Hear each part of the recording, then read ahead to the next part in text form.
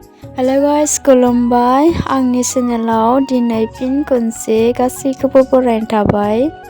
जोङो दिनै गामियाव दसे बेरायनो नागिरदों लोगोफोर। बेरायनायजों लोगोसे नोंसोरनोबो देखायनोसै जों गामिखौ माबायदि।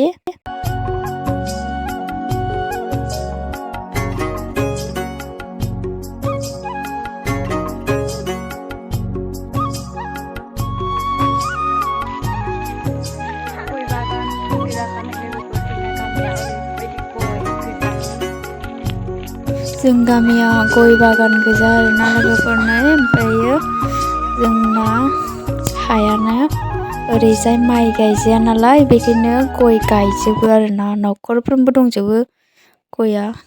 जों गामिजों दै गैया आरोना लोगोफोर, दैनि बिराद प्रब्लेम दं आरोना।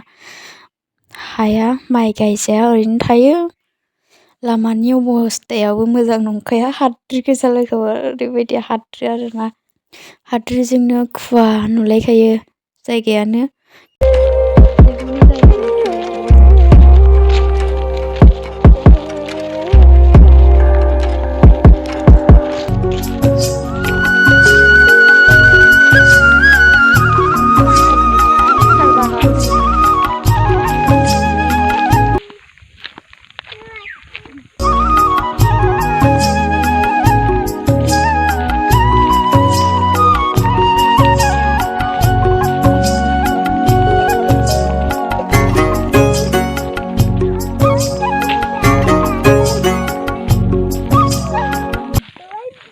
नै लोगोफोर, जों गामिनि दैखरा दैया बेसेबा गोथौ।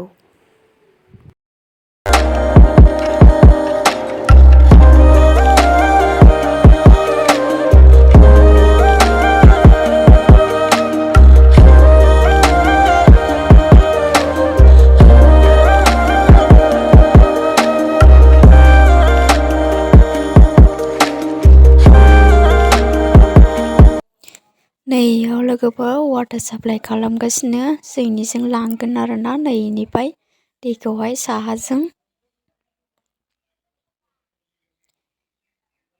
टेंकिखौ गोजौआवनो दोनगोन लोगोफोर। टेंकिखौ सान्दुंसो दुंबाय, जि अखा दोमैनायाबो माबा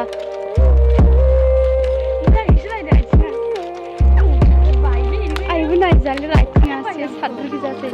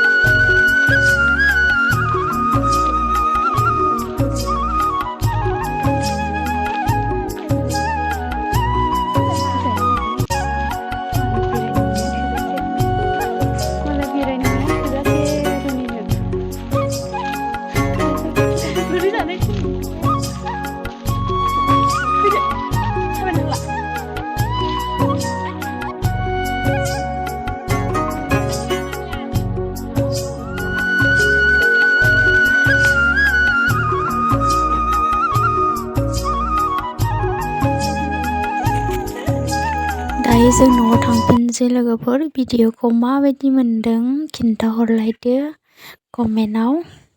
जों गामिया माबायदि। भिडिअखौ मोजां मोनोबा लाइक शेयार खालामना हो लोगोफोर।